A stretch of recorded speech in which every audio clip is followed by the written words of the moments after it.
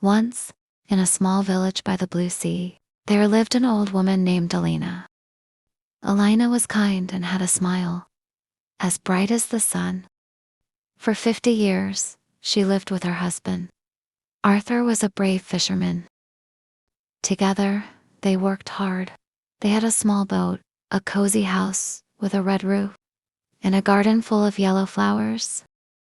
They had one son named Julian. Julian was their pride and joy.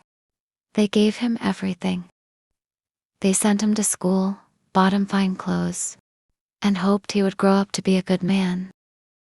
But Arthur grew old and passed away. Elena was left alone in the house with the red roof. She was sad, and her legs were tired. She could no longer go to the sea to fish. She could only sit in her garden and watch the waves. Julian grew up, but he did not become a fisherman. He liked expensive things. He married a woman named Clara. Clara was beautiful, but her heart was as cold as ice. She did not like the smell of the sea, and she did not like Elena. Julian and Clara moved into Elena's house. At first, they were polite, but soon, things changed. "Mother eats too much," Clara whispered to Julian one night, "and she occupies the best room. We should have that room for our guests from the city. She is just an old woman who does nothing." Julian was weak. He listened to his wife. He forgot how his mother stayed awake when he was sick. He forgot how she gave him her own food when he was hungry. "You are right, Clara," Julian said. "We need more space." One morning, a heavy rain began to fall. The sky was gray. Elena was making tea when Julian entered the kitchen. He did not look at her eyes. "Mother," he said, "the house is too small. Clara and I decided that you must move. We need this house for our business." Elena dropped her spoon. "Move, but Julian, this is my home. Your father built these walls with his own hands." "It does not matter," Clara said, walking in with a suitcase. "We have put your things outside. There is an old hut near the forest. You can live there." Elena looked out the window. Her old chair, her blankets, and her husband's fishing net were sitting in the mud under the rain. She felt a sharp pain in her heart. She did not argue. She took her coat, picked up her small bag, and walked out into the rain. Julian closed the door and locked it. He did not even say goodbye. Elena walked for a long time.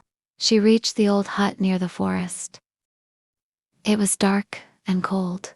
The roof had holes, and the wind blew through the windows. She sat on the floor and cried. But Elena had a secret. Many years ago, Arthur had told her, "Elena, the sea is generous, but the world is uncertain. Always keep a little for a rainy day." Every time Arthur caught a big fish, they saved 1 silver coin. They did not put it in a bank. They put the coins in a glass jar. Elena had buried that jar deep under the roots of an old apple tree behind the village church. No one knew about it, not even Julian. When the rain stopped, Elena went to the apple tree. She dug with her hands. Her fingers were cold, but she did not stop. Finally, she felt something hard. It was the jar. It was full of silver and gold coins.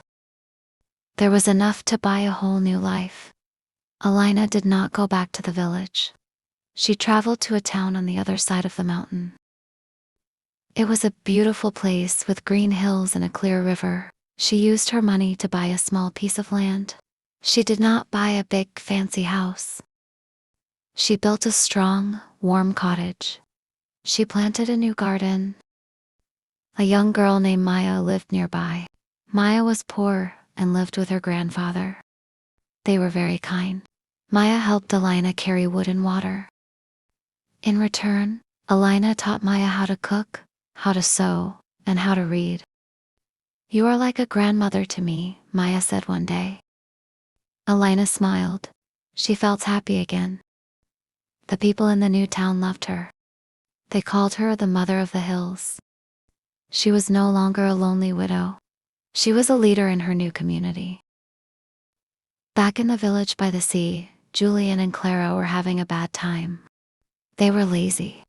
They did not fix the roof of the red-roofed house.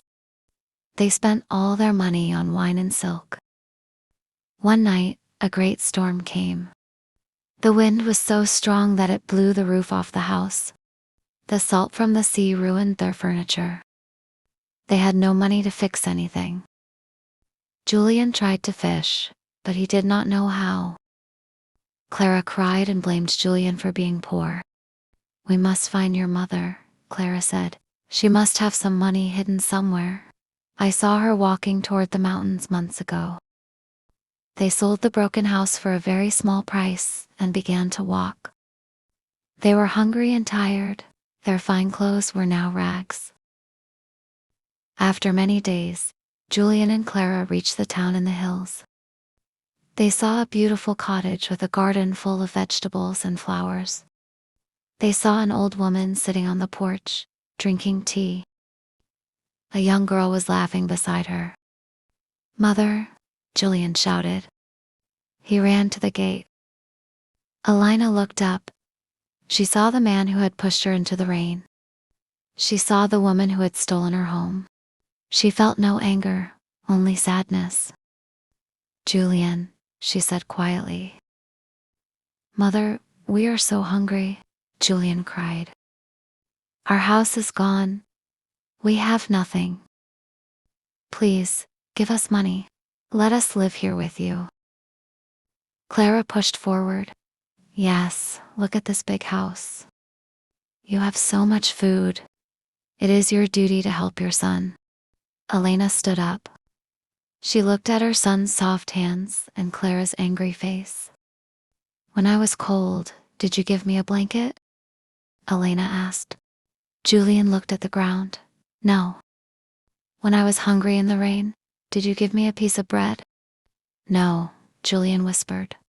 "You told me I was a burden," Elena said. "You said I belonged to the past. This house and this land do not belong to the past. They belong to the people who worked for them. They belong to Maya and her grandfather, who helped me when I had nothing. But I am your blood." Julian screamed. "Blood is a gift," Elena replied. "But love is a choice. You chose to leave me. Now, I choose my new family." Elena went inside and returned with a small leather pouch. She opened it and took out 3 seeds. "I will not give you gold," she said. "Gold made you lazy and mean. I will give you these 3 seeds. They are seeds of a special tree. If you plant them, water them, and work hard every day, they will grow. In 5 years, they will give you fruit that you can sell." Clara grabbed the seeds and threw them on the dirt. "Seeds, we want money. You are a crazy old woman." She dragged Julian away. They left the town, cursing and yelling. They did not want to work. They wanted an easy life. But there is no easy life for those who have no love in their hearts. Many years passed. Elena lived a long and beautiful life. She watched Maya grow up and get married. She left the cottage, the land, and all her remaining coins to Maya and the village school. "You saved me," Maya said, crying by Elena's bed. "No," Elena whispered. "Kindness saved us both." Elena passed away peacefully while the birds sang in her garden. What happened to Julian and Clara? No one knows for sure. Some say they became beggars in a far city. Others say they are still looking for a magic treasure, never realizing that the real treasure was the mother they threw away. And under the apple tree, children still play, learning the most important lesson. A house is made of stones, but a home is made of love. Elena wrote a will